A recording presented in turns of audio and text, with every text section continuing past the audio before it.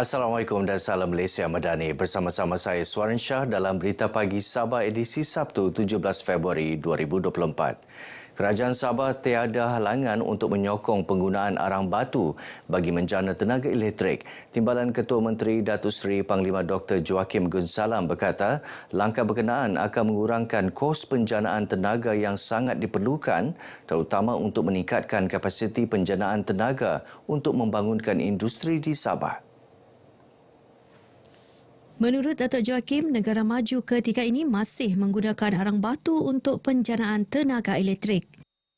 Ya, arang batu mungkin murah sedikit. Memang ada juga arang batu yang seakan-akan sama dengan diesel. Because sekarang ini, I believe semua peralatan-peralatan yang baru yang lebih canggih, all those engine pun is quite canggih, so it's cleaner sebenarnya. Datuk Joaquim ditemui RTM selepas program penyerahan projek bantuan mesra rakyat Sabah Electricity Sdn Bhd SESB di Kampung Lansat Ranau. Dalam majlis sama, pengerusi SESB Datuk Seri Panglima Wilfred Madiustanga memaklumkan SESB menyasarkan 30% rizab margin pada hujung tahun ini. Dengan capaian 30% itu, SESB optimis tiada lagi isu catuan bekalan elektrik atau beban berlebihan. Sementara itu, penerima projek BMR SESB amat bersyukur dengan bantuan ini yang merealisasikan impian mereka memiliki rumah sendiri. Saya sangat-sangat terharu dan berterima kasih. Bukan saja ini rumah saja, bantuan di dalam rumah pun diorang bagi juga. Sebenarnya kami ini menumpang, jadi saya apply PBRT tidak lepas. Lepas tu, saya coba berusaha dengan cara lain. Saya betul-betul terharulah dengan atas apa yang SESB berikan untuk keluarga kami.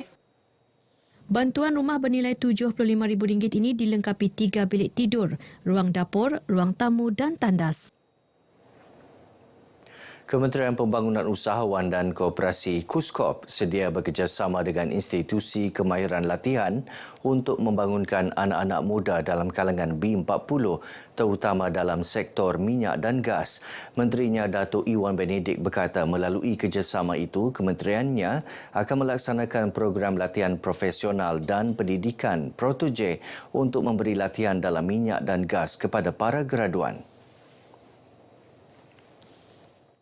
Satunya di bawah program Protege, kita ada pembiayaan untuk train in place graduan-graduan kita. Dan saya ingin melihat program Protege ini diolah semula untuk memfokus kepada sektor-sektor baharu ataupun sektor-sektor tumpuan utama kita di bawah plan baharu industri negara ini. Datuk Iwan ditemui media sempena lawatan ke ESTC Academy Sdn Bhd di Tuaran. Menurut beliau, inisiatif ini selari dengan Pelan Induk Perindustrian Baharu 2030 NIMP 2030 yang telah dilancarkan tahun lepas, di mana sektor ini merupakan antara tumpuan kementeriannya. Tambah Datuk Iwan, agensi di bawahnya seperti SME Corp dan Yayasan Bank Rakyat juga sedia membantu dari segi pembiayaan kepada institusi kemahiran latihan untuk mempertingkatkan kemudahan fasiliti serta kemudahan pembiayaan kepada para graduan golongan B40.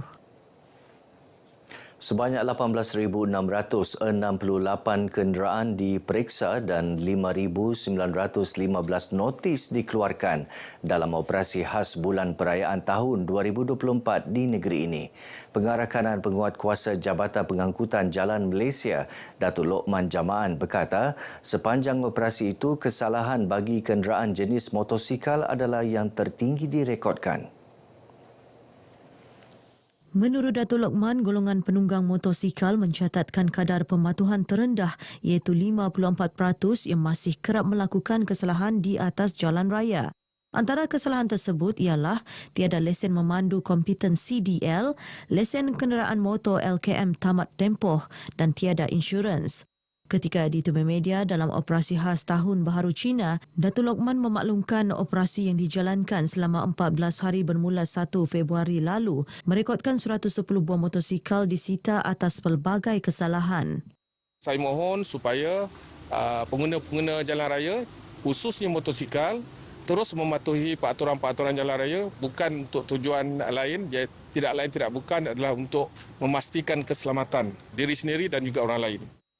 Operasi dijayakan dengan bantuan Polis Diraja Malaysia PDRM Sabah dan kaki tangan Jabatan Pendaftaran Negara JPN Sabah. Lembaga Koko Malaysia LKM memperuntukkan RM5 juta bagi memulihkan semula tanaman koko di negeri ini. Pengerusi pengelola LKM, Datuk Mat Bali Musa berkata, usaha itu sekaligus bagi membantu 2,044 pengusaha tanaman koko di Sabah melibatkan kawasan seluas 1,344 hektar. Menurut Datuk Mat Bali, peruntukan tersebut antara lain bagi memastikan pengeluaran biji koko kering di Sabah mampu memenuhi permintaan pasaran tinggi ketika ini dengan nilai pasaran mencecah RM20,000 satu tan metrik. Sehubungan itu, beliau mengalu-alukan generasi muda khususnya para graduan yang berminat dalam industri koko untuk berhubung dengan LKM bagi mendapatkan khidmat nasihat dan bimbingan berkaitan tanaman koko serta kaedah pemasaran produk yang boleh dihasilkan melalui biji koko. PLKM tidak ada masalah untuk membantu untuk memberikan khidmat nasihat adalah memastikan supaya mereka generasi muda ini khususnya graduan ini supaya dapat bergiat aktif dalam usahawan coklat ni. Sementara itu, Ketua Pengarah Lembaga Koko, Datuk Dr. Ramli Kasin menasihati para petani yang memiliki kebun koko agar mengusahakan tanaman berkenaan dengan sebaiknya berikutan permintaan biji koko kering kini melebihi pasaran. Harga sekarang sangat baik sebenarnya, iaitu meningkat 100% daripada sebelum ini. Tahun lepas harga dia dalam 8,000 satu tan koko kering, sekarang dalam 20,000. Jadi saya menyerulah mana-mana petani yang ada koko tu jaga semula balik koko tersebut. Mereka menyatakan demikian dalam sidang media sempena perlawanan Persahabatan Bola Tampar antara Jabatan Penyiaran Malaysia Sabah dengan Pasukan Bola Tampar Lembaga Koko Malaysia Negeri Sabah di Kompleks Sukan Likas Kota Kinabalu. Sebanyak 104 pasukan termasuk dari luar negara menyertai pertandingan International Sabah Open Dart Tournament 2024. Pertandingan berprestij itu diadakan selama 3 hari bermula semalam sempena ulang tahun ke-24 Bandaraya Kota Kinabalu dan merupakan acara tahunan Dewan Bandaraya Kota Kinabalu DBKK. Meya Bandaraya Kota Kinabalu Datuk Seri Dr. Sabin Samitah yakin penganjuran pertandingan seumpama berupaya menjadi tarikan pengunjung ke negeri Sabah sekaligus mempromosikan Bandaraya Kota Kinabalu. Beliau menyatakan demikian ketika merasmikan International Sabah Open Dart Tournament 2024 di Kota Kinabalu. Teks ucapannya dibacakan Ketua Pengarah DBKK Junainah AB. Sementara itu, pengerusi penganjur Felix Malangkik berharap agar pertandingan ini diteruskan memandangkan penyertaan saban tahun amat menggalakkan. Hadiah memang kita naikkan kepada 8,000 lah daripada 6,000 kalau tidak silap tahun lepas. Dan kita punya setting sekarang kami mau buat live di FB lah sama kita punya YouTube. Kita mau kejohanan ini akan terus diteruskan pada tahun depan dan mungkin hadiah akan dinaikkan seperti kami cakap tadi lah. Para peserta yang ditemui turut berasa teruja kerana penganjuran pertandingan dart ini bukan sahaja dapat menghimpunkan para pemain hebat, malah mampu mengeratkan silaturahim sesama peserta. Harapan akan mencuba untuk membuat prestasi yang cemerlang lah. Memandangkan pada itu hari, pada tahun lepas kami menjuarai di sini, kira ini sekarang defending champion lah. Penganjuran pada tahun ini agak cantik lah dan kemas. Ada juga negara-negara luar yang ambil bahagian. So saya rasa benda ni akan diteruskan selanjutnya dan lebih menggerakkan lagi untuk para pemain dalam Malaysia dan juga luar Malaysia lah. Kita mengeratkan silaturahim, lagi satu kita berbagai bangsa, kaum, semuanya ada di sini dan kita saling kenal mengenali antara negeri. Jadi alhamdulillah kita dapat berkenal dengan pemain-pemain hebat Datus Sabah, nombor 1 Sabah dan seterusnya yang pernah mewakili Malaysia ke antarabangsa.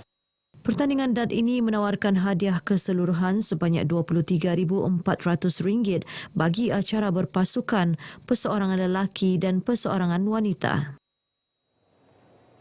Baik, sekian paparan Berita Pagi Sabah kali ini. Menyusul selepas ini Berita Pagi Sarawak dari sungai hingga ke segara, Palestin pasti merdeka.